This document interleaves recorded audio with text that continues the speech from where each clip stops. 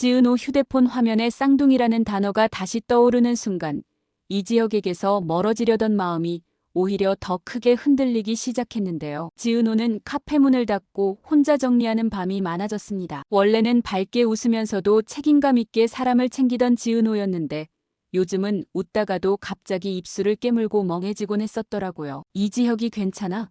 하고 물어보면 지은호는 네, 그냥 피곤해서요. 하고 얼버무리곤 했습니다. 그런데 그 피곤함의 정체는 사실 너무 선명했었는데요. 지은호가 피하고 있던 건 단순한 피로가 아니라 자기 인생의 뿌리 같은 거였거든요. 그날도 지은호는 카페 창문에 커튼을 내리고 사무실 서랍 깊숙한 곳에서 작은 봉투를 꺼냈습니다. 봉투 안에는 오래된 서류가 몇 장 들어 있었는데 그 서류 맨 위에 적힌 이름이 지은호를 매번 숨막히게 만들고 있었더라고요. 한유라. 그리고 그 아래에는 더 잔인한 문장이 따라붙어 있었습니다. 쌍둥이 분리보호. 지은호는 그 문장만 보면 몸이 굳어버리곤 했습니다. 쌍둥이인 걸 인정하는 순간 그 사람 그림자에서 영영 못 벗어난다는 걸 지은호가 누구보다 잘 알고 있었거든요. 그래서 지은호는 스스로를 지은호로 살기로 했었고 쌍둥이를 쌍둥이라고 부르지 않기로 했었는데요. 그 결정이 옳다고 믿어야만 살 수 있었던 거였습니다. 그때 전화가 울렸습니다. 발신자는 저장돼 있지 않은 번호였는데 지은호는 이미 알고 있었더라고요. 손끝이 차가워진 채로 전화를 받았습니다. 지은호 나야. 한우진. 지은호는 숨을 들이마시며 낮게 말했습니다. 우진아 우리 그 이름은. 한우진이 짧게 끊어냈습니다. 알아. 그래서 전화한 거야. 오늘 밤 그 사람 움직였어. 약속 지켜. 우리 혈연 들키면 끝이야. 지은호는 전화를 끊고 한참을 서 있었습니다. 머릿속엔 이지혁 얼굴이 떠올랐습니다. 비혼주의라며 담담한 척하던 이지혁, 자기 고백을 거절하면서도 끝까지 예의는 잃지 않던 이지혁이요. 그런데도 지은호는 아직 이지혁을 좋아하고 있었더라고요. 좋아하는 마음이 사라지지 않으니까 오히려 더 무서웠습니다.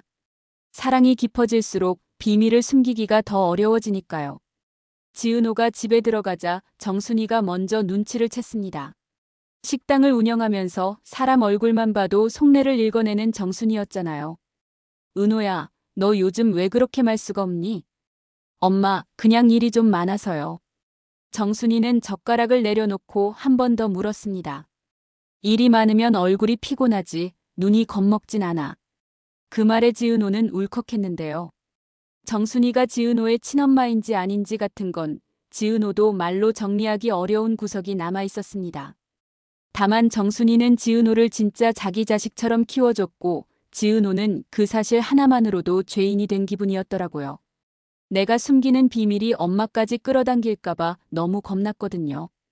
그래서 지은호는 저 먼저 들어갈게요 하고 방으로 숨어버렸습니다. 거실에서 그 모습을 보던 지강호는 혼자 부글부글 끓고 있었더라고요. 지강호는 늘 누나 지은호에게 자격지심이 있었잖아요. 누나는 잘 나가고 나는 늘 부족하고 그 불만이 생활처럼 달라붙어 있던 애였습니다. 그런데 지강호가 우연히 지은호 가방에서 낯선 체크카드 봉투를 봐버렸습니다. 명이라고 적힌 메모까지 붙어 있었고요. 지강호는 속으로 생각했었더라고요. 누나 뭔가 숨기고 있어. 그리고 그 숨김이 돈인지 사람인지 가족인지 모르겠으니까 더 얄미워졌습니다. 비슷한 시간 이지혁은 이상철 집에 들렀다가 박성재와 마주치게 됐습니다. 박성재는 이지혁의 절친이면서도 지은호를 짝사랑하는 사람이었잖아요. 이상철은 고지식한 성격인데도 박성재가 어른을 살뜰히 챙기는 모습엔 마음이 자꾸 풀리는 중이었고 김다정도 보자마자 밥 먹었냐고 묻는 사람 요즘 어디 있어 하면서 박성재를 자상하다고 칭찬하고 있었습니다. 조옥래는 저런 사위감 있으면 좋겠다며 눈을 반짝이고 있었고 김장수도 맞장구를 치고 있었더라고요. 이지혁은 그 분위기가 묘하게 불편해졌습니다. 박성재가 싫어서가 아니라 지은호가 자꾸 떠올라서요. 지은호를 좋아하는 박성재, 그런데 그 박성재를 피하듯 멀어지는 지은호, 그리고 아무것도 모르는 자신까지 한꺼번에 떠오르니 속이 뒤틀렸습니다. 이지혁은 술잔을 내려놓고 박성재를 슬쩍 밖으로 불러냈습니다. 성재야, 지은호 요즘 이상하지 않냐? 박성재는 잠깐 눈을 내리깔았다가 억지로 웃었습니다. 선배, 은호 씨 원래 책임감 많잖아요. 그냥 힘든 일 있겠죠. 그 말투가 너무 감추는 느낌이어서 이지혁은 오히려 더 찜찜해졌습니다. 다음 날 지은호는 한우진을 만났습니다. 둘은 사람 많은 곳을 피해서 골목 끝 공사장 옆에서 마주했었는데요. 한우진은 지은호보다 훨씬 말라 보였고 눈밑이 퀭했습니다. 지은호가 밥은 먹었어? 하고 묻자 한우진은 씁쓸하게 웃었습니다. 그 질문 너답다. 근데 그만해. 우리가 남매처럼 굴면 누가 봐도 이상하잖아. 지은호는 목이 꽉 막혔습니다. 남매가 아니라 쌍둥이라는 단어를 한우진이 삼키는 걸 보니까 이 관계가 얼마나 비정상적으로 눌려 있는지 선명해졌거든요. 한우진은 낮게 말했습니다. 우리가 혈연이라는 걸 의식하는 순간 그 사람 그림자에서 벗어나기 힘들어. 기억하지? 너랑 나 누구 때문에 이렇게 살게 됐는지. 지은호가 눈을 붉히며 대답했습니다. 나 알아. 근데 내가 좋아하는 사람이 생기면 숨기는 게 더 힘들어져.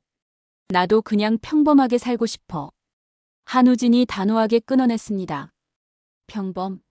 우리한테 그런 거 없어. 지은호, 너는 지은호로만 살아. 한유라는 없어. 그 이름도 쌍둥이도 없는 척해야 해.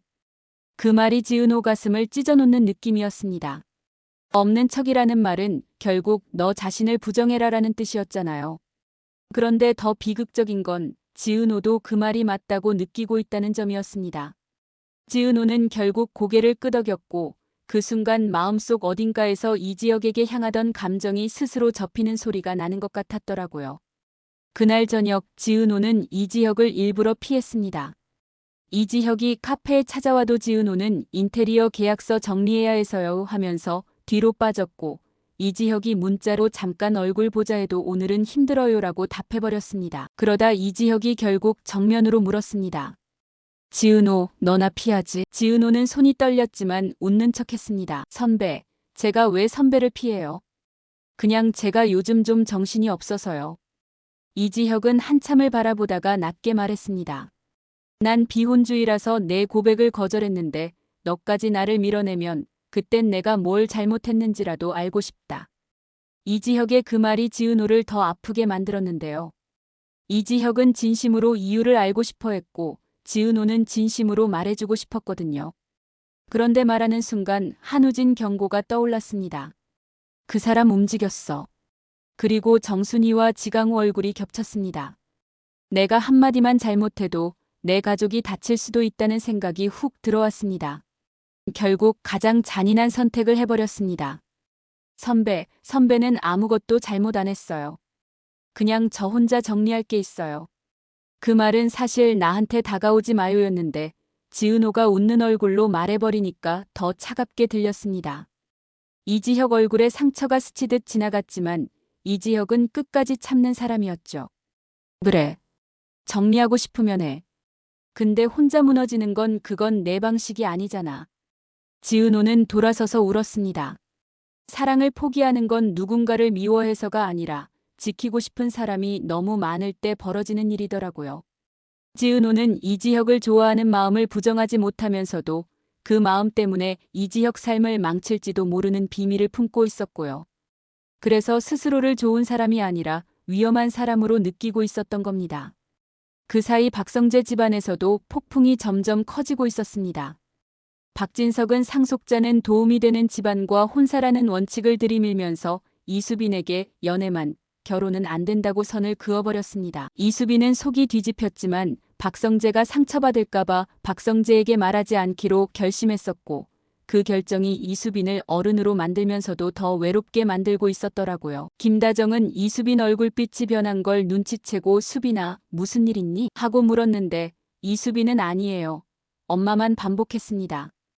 고성이는 그 틈을 놓치지 않았습니다. 권력욕 강한 고성이는 박영나를 끌어안으며 말했습니다. 영나야, 내가 조금만 움직이면 성재는 흔들려. 사람 약점은 가족에서 나오는 거야. 박영나는 애지중지 자란 딸이었지만 요즘은 마음이 달라지고 있었더라고요. 박영나는 자기 삶을 작품으로 만들고 싶었고 그래서 이지환의 묵묵한 보호가 오히려 위로가 됐습니다. 전 여친 배신으로 의욕이 죽어있던 이지환도 박영나 옆에서 조금씩 살아나고 있었고요. 그런데 이지환이 우연히 고성의 통화 내용을 듣고 표정이 굳었습니다. 약점은 가족에서 나온다는 말이 지은호가 숨기는 쌍둥이 비밀과 너무 닮아 있었거든요. 결국 지강호가 사고를 치기 시작했습니다. 지강호는 지은호 방에서 그 오래된 봉투를 훔쳐보려다가 서류 한 장을 떨어뜨렸고 거기 적힌 한유라가 쌍둥이라는 단어를 보고 온몸에 소름이 돋았습니다. 지강호는 혼잣말처럼 중얼거렸습니다. 누나 나한테도 말 안 한 게 이거였어? 그 순간 지강호 자격지심은 분노로 변해버렸습니다. 나는 늘 누나 그림자였는데